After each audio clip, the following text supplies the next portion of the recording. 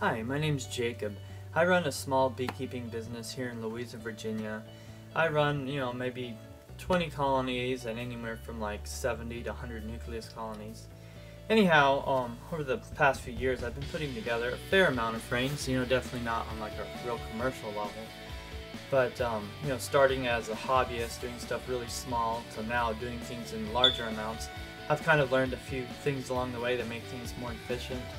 At first, I would put my frames together with a nail and hammer, one frame at a time, and I spent a ton of time doing it. Anyway, over the course of time, I started using a frame jig, a 1/4-inch crown stapler, and it's gotten much more efficient. So basically, I'm just going to show you how I put frames together. Generally, it's an ever-evolving methods that I end up using. Right here. Currently what I'm putting together is it's a Man Lake deep frame, the 9 1/8 inch frame, and I've got or 9 3/8 whatever, and then the Pirco plastic foundation that's wax coated. Excuse me.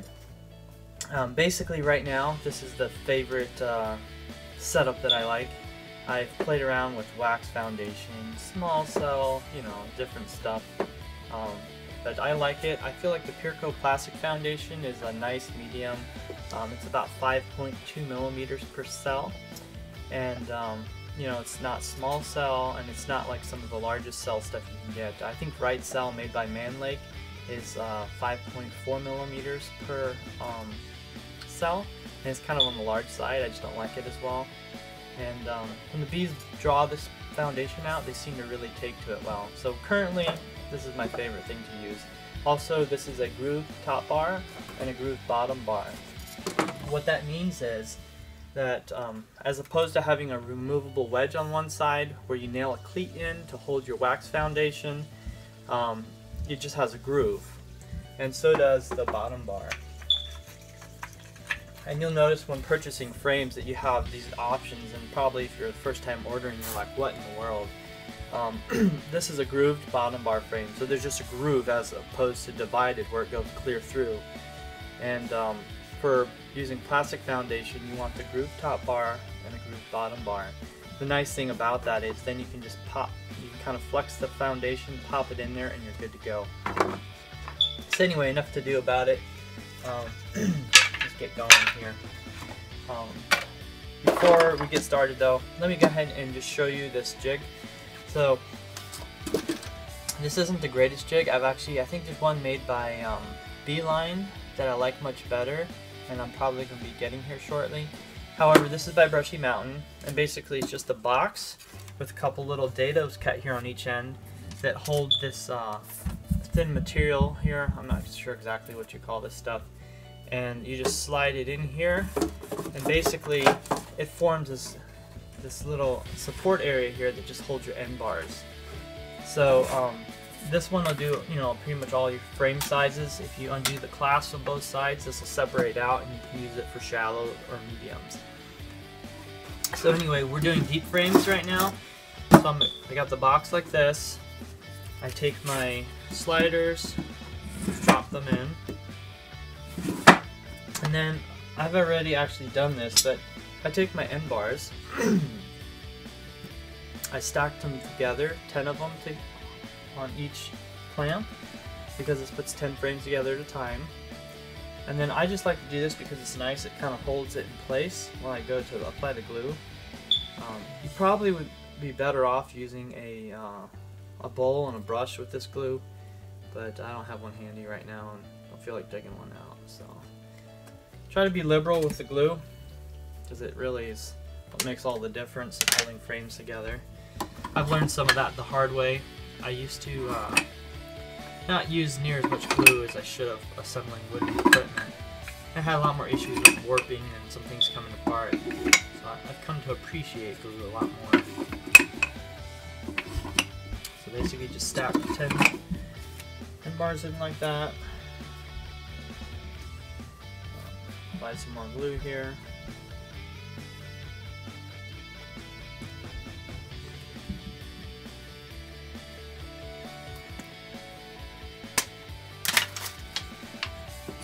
And just drop them in.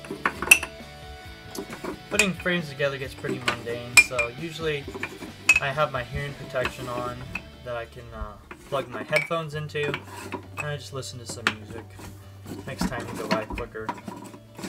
But this is still definitely way more efficient than when the way I used to do it by hand completely.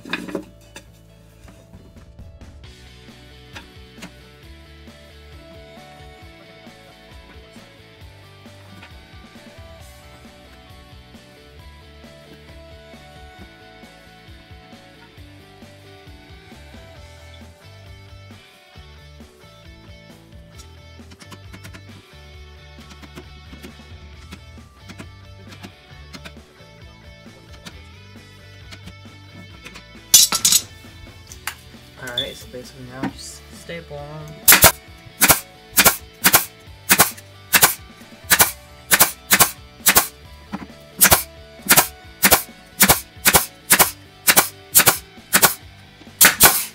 If you're using longer staples, you just want to be pretty accurate with how you place them, how you place your staple gun, because if you don't put them in fairly straight or toward the middle of the wood, you're going to, you know, you're going to miss it some. So it just takes practice.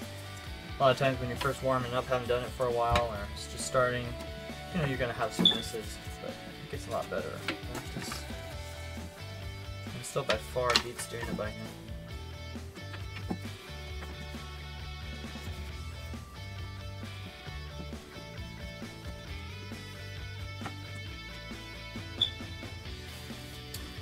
Just try to make sure the end bars are pushed together fairly tight so that you get a fairly nice square frame.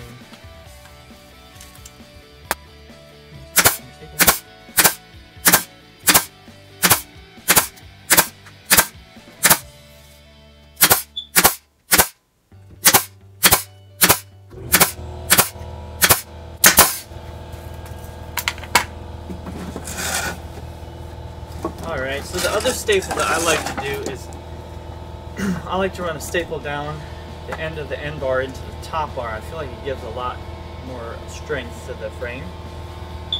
And when you do that one, you just want to try to do it at an angle. You just have to play with it. If you put too steep of an angle, you'll come through the top bar.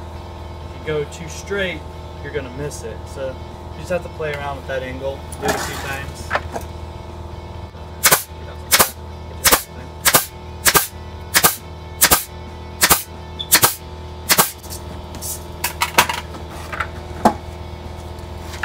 If you were using a wedge top bar, you'd have to remember when you do these end staples that you don't want to get your wedge removable wedge, because you know probably then it's going to be really hard to remove. So if you're using that line, just make sure to keep that in mind. Alright.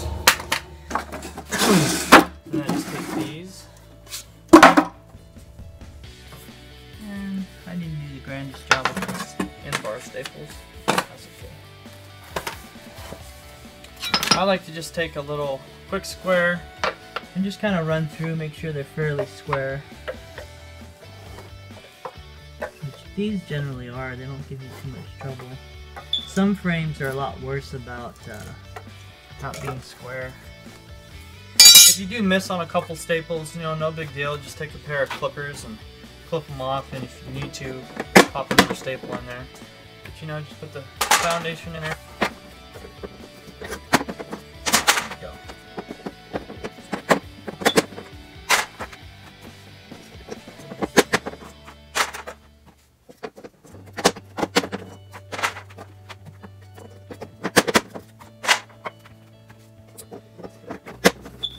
Yeah, if this is springtime, you know, you're always going to find yourself in a rush needing a few more frames put together. You should do this in the winter time. For me, excuse me, a lot of times this doesn't always happen. Right now I've got probably like 50 nukes out there that need more room. Well, there's a bunch of full-size colonies, so I'm trying to pop at least 50 to 100 of these together today.